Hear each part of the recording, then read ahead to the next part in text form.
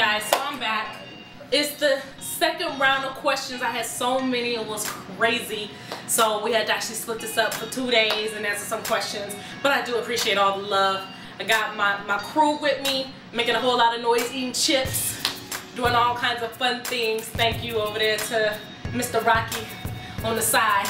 Anyway, let's get going with your questions, alright? Neil Anderson wants to know, who are you and what do you do? Mr. Anderson. No, I'm just playing.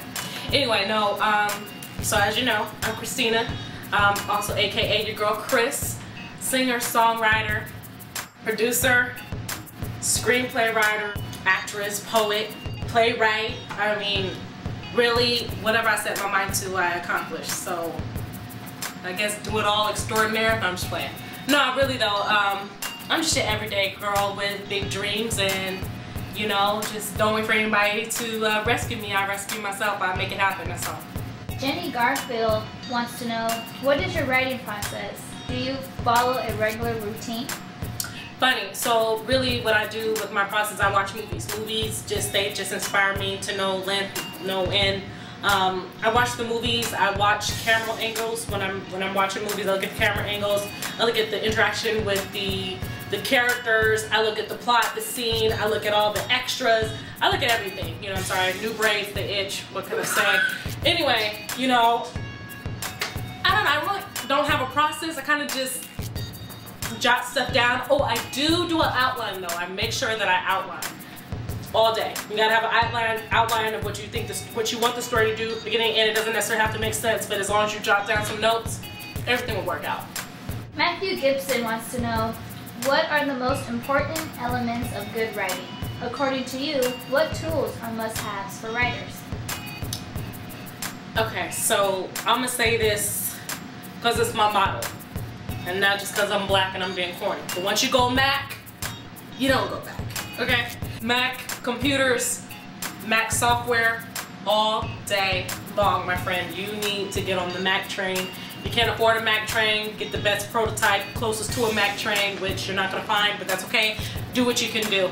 No, real talk, you just need a laptop, computer.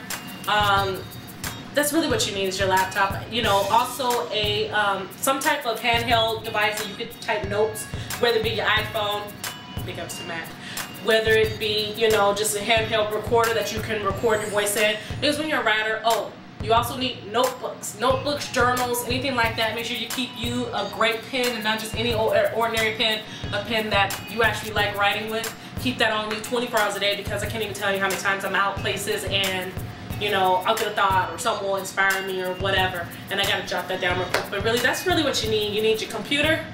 You need some type of device that you can write things on, jot down notes, and you gotta keep it old school. Get you that journal, pad of paper, whatever, and that special pen. Veronica Sanchez wants to know, what motivates you to write?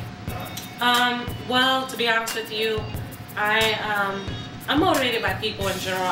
Outside of movies, I just love to people watch. People are complete boneheads. If you ever just sit down in a park, go to the mall, just watch the interaction between people. Some are sad, some are funny, some, I don't even know how people or why they would even do certain things in public, but I tell you, it's all great writing material.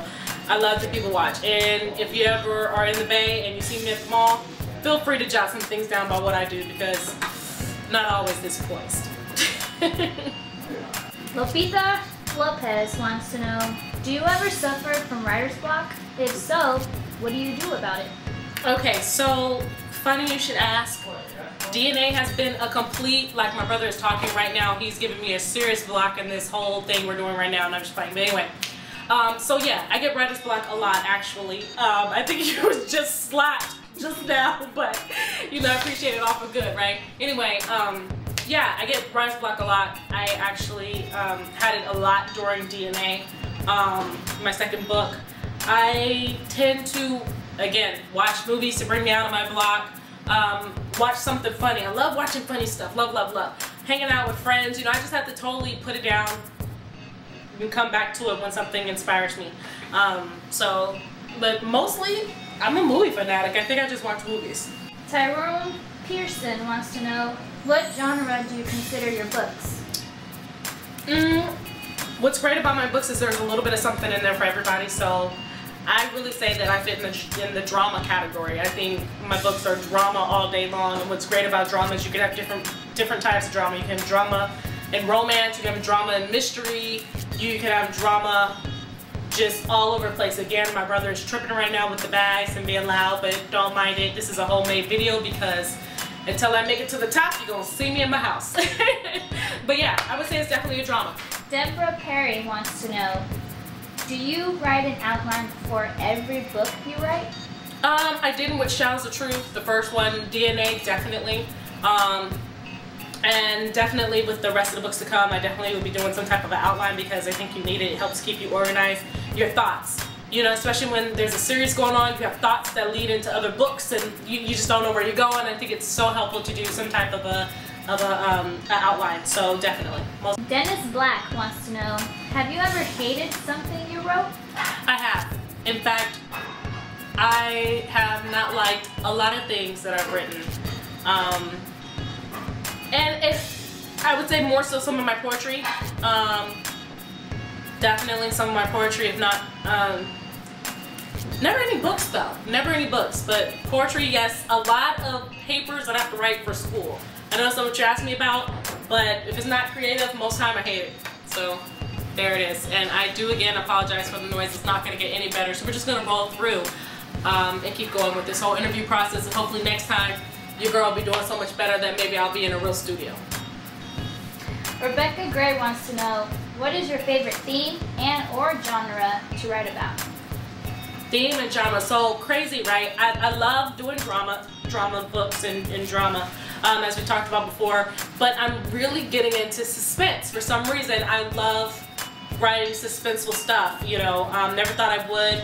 I'm not a Halloween person, don't like being scared or anything like that, but there's something about writing that type of stuff that's kind of interesting for me.